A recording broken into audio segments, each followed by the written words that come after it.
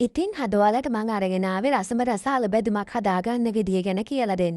වෙරට යන අයට බත්මුලට බඳින්න නම් නියම බැදුමක් කල් තියාගන්නත් පුළුවන්. අපි බලමු කොහොමද මේක කරගන්නේ කියලා. අල හොඳින් පොතු යවලා අරගෙන මෙන්න මේ විදිහට මම පෙන්නන විදිහට කපා ගන්න. මේක හීනියටම කපන්න ඕන. මේ වගේ පෙති පෙති කපලා මේ වගේ හීනියටම කපා ගන්න ඕන. ඩේටර් එකක් තියෙනවා නම් ගා ගන්නත් පුළුවන්. අල ටික කපා ගත්තට පස්සේ අයිස් වතුරට දාගන්න ඕන. මම මෙතන අල ග්‍රෑම් 500ක් තමයි අරගත්තේ.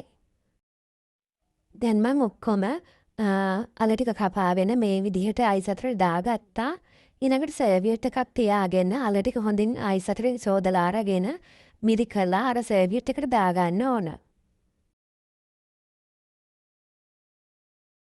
දැන් අල ටික සර්වියට් එකට දාගෙන මම මේ විදියට අල ටිකේ තියෙන වතුර ටික ඔක්කොම මිරිකලා යවා ගන්නවා.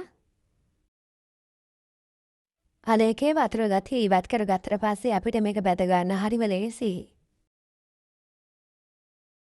දැන් මම අලවල වතුර ගතිය ඉවත් කරගෙන වෙනම පිඟානකට දාගන්නවා. ඊළඟට ලොකු ලුණු ගෙඩි දෙකක් මේ වගේ හීනියට කපාගෙන අරගත්තා. දැන් මම තෙල් ටික රත් වෙන්න තියලා තියෙන්නේ. දැන් අල ටික දාලා හොඳින් බද ගන්න ඕන.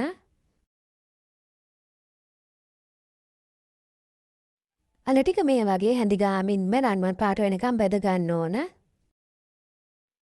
මේ වගේ පාට වෙද්දී මම මේක ලිපෙන් ඉවත් කරගන්නවා. මේ වගේ මම අල ටික ඔක්කොම බද ගන්නවා. දැන් ලුණු ටිකත් ඒ විදිහටම බද ගන්න ඕන. රන්වන් පාට වෙනකම් බදගත්තට පස්සේ මම ඒකත් ලිපෙන් ඉවත් කරගන්නවා. ඊළඟට මම රටකජු ටික බද ගන්නවා. රටකජු අත්‍යවශ්‍යම නැහැ. තියෙනවා නම් අරගන්න. රටකජු දැම්මම තවත් රසයි. රටකජු ගනිද්දී පොත පිටින්ම අරගන්න පුළුවන්. දැන් මම රටකජු ටික අයින් කරගෙන කරපිංච ටිකක් දාගන්නවා තෙලට. කරපිංච ටික තෙල් එකට දාගත්තට පස්සේ ලිප ඔෆ් කරගන්න ඕන. දැන් මම කරපිංච ටිකත් ඉවත් කරගන්නවා. දැන් භාජනයක් ලිපේ තියාගෙන වැලගත්තු තෙල් වලින්ම තෙල් ටිකක් දාලා කෑලි මිරිස් තේ ඇටි දෙකක් අවශ්‍ය පමණ ලුණු බාමිරිස් දාලා ටිකක් බෙද ගන්න ඕන. ඔයාලට මේ බැදුම සරට ඕනේ නම් මේ දාපු පහේ ටික වැඩිපුර දාගන්න. දැන් මම බෙදගත්තු ටික ඔක්කොම මේකට දාගන්නවා. දාලා හොඳින් කලවම් කරගන්න ඕන.